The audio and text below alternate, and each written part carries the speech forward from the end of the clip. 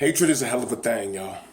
As a black person, you could technically survive all the traps that white supremacy has for you, right? Bad policing, the discrimination, from everything from the bad food to housing and employment situations that are unfair. You could live through all that and still have your life shortened by the emotions that it creates inside of you. But if you're a direct survivor of trauma that is directly a result of racial bigotry, you have a special path to walk in this life. And the only reason why I can talk about this is because I'm speaking from experience. Almost 13 years ago to the day of today, I survived an assault at the hands of Denver police. An altercation at the club happened that didn't even involve me, yo.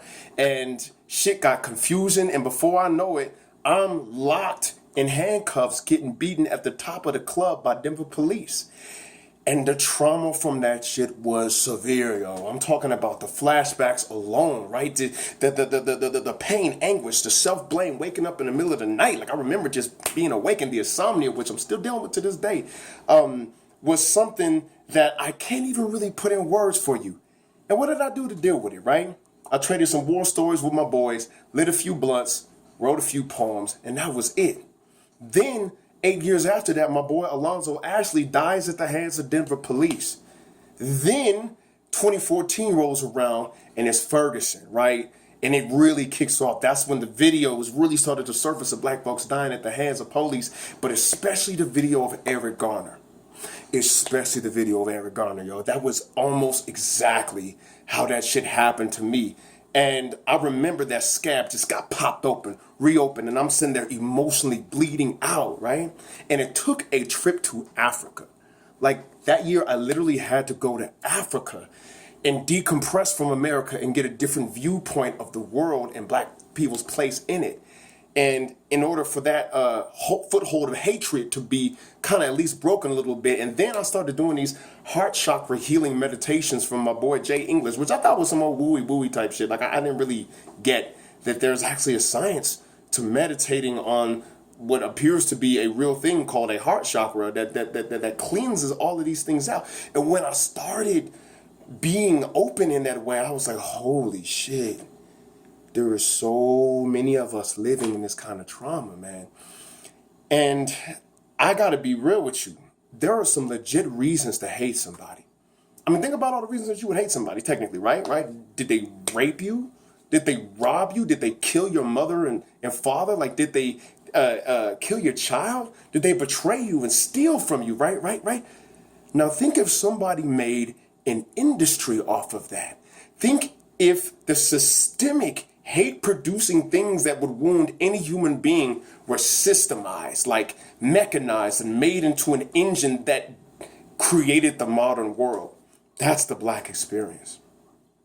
Like, if you think about it, the transatlantic slave trade was the 16th, 17th, and 18th, and even 19th century's version of alien abduction.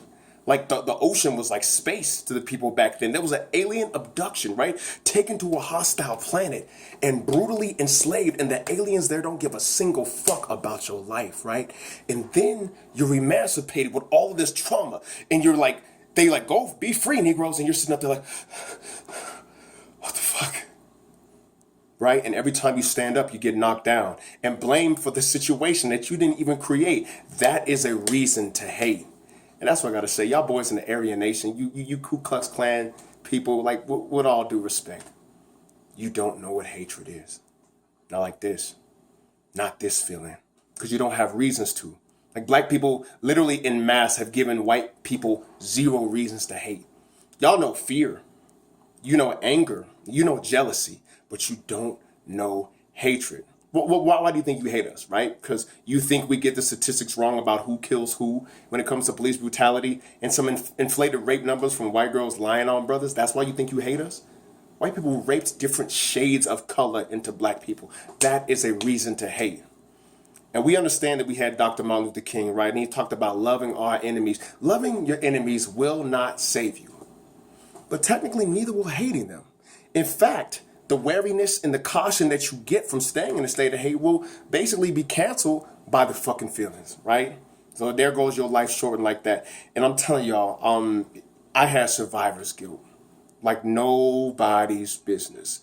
because I resisted the shit out of arrest, yo. I was a problem, right? And I was like, why the fuck did I live? How come I'm still walking? And the only thing that I could come up with was that whatever the design of is my life did not have me end there. I had a higher calling on it that involved me living beyond that moment. And so this is what I'm trying to do with that, what has been given to me, okay? I would say don't let hate infect you. Let it inform you. If you're in a situation where people are hitting the real human hate triggering mechanisms, either you stop them or you change your environment. These are your options. Because we as a people have a cellular memory of oppression that we pass down to our children, right? And cellular memory, according to the study of epigenetics, is programmed by experience. So the only way to get free is to give yourself a different experience. If you can't give yourself a cleansing, holistic, healthy experience, then that cellular programming is passed down. If you can't do it for you, do it for your seeds, man. Because I'm going to tell you this. Loving and living in that state is not really a mechanism to change white folks' hearts or change whoever you hate's hearts. I believe that a lot of the people, especially in power, cannot be changed by you loving them. All right? And if warfare is one day necessary, you don't want to be in a state of hate when you're fighting. They said in the book, there's the spook who sat by the door. Think you hate somebody, kill them, and watch how that hate just drains out of you. Hating is not enough. If you have to engage in warfare, you want to be cool and calm like a kung fu master. You want to be smooth. You want to be cold and calculating. You don't want to be in raw red hatred when you're doing that, okay? Because it burns you out.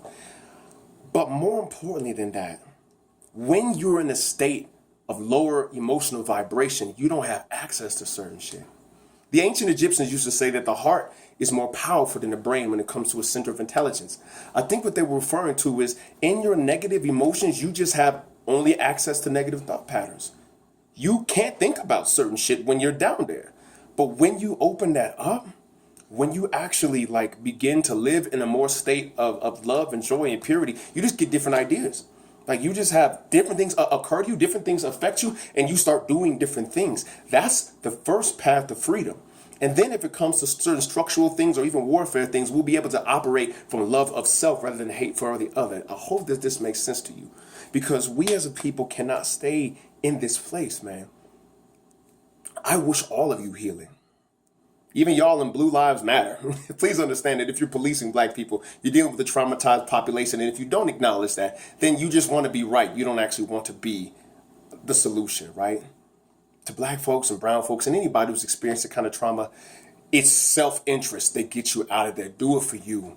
Have access to them higher realms and spend days that you cannot get back in a better zone. Until next time, I'm Theo E.J. Wilson. Peace and hair grease. Right. I'll let your boy.